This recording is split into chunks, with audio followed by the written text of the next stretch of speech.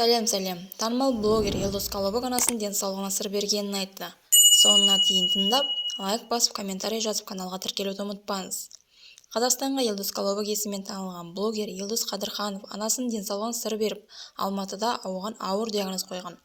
Блогер анасын Түркия еліне емдетуге алып келгенін Инстаграмда мәлім етті. Анама Алматыда түсініксіз ауыр диагноз қойып, бізді шошытып еді. Сенбей Түркияға келіп, толықтай тексеріп едік, қорқатын ештеңе жоқ деді.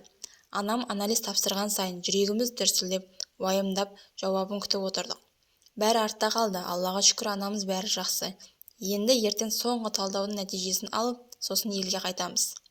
Сіз ауырмаңыз, анашым, әдемі қартайыншы, әлі менен тараған ұрпақта бағасыз, сондықтан шаршамаңыз.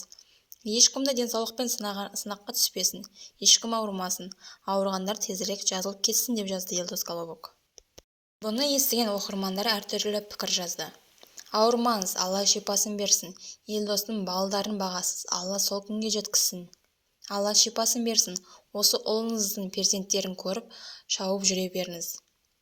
Алла амандығын берсін, емінің шипасын берсін, аман-сау балдарыңыздың ортасында жүріңіз, уайымдамаңыз, бәрі жақсы болады. Жаңа жылда жаңа жылмен, жаңа бақытпен, денсаулықпен қарсы алыңыз.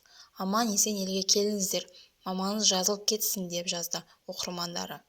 Соңына дейін тыңдағандарыңызға көп рахмет. Лайк басып, комментарий жазып, каналға тіркелуді ұмытпаңыздар. Шоу-бизнес жаңалықтар әрдайым сіздерге жаңалықтардың алғашқы болып жеткізетін болады.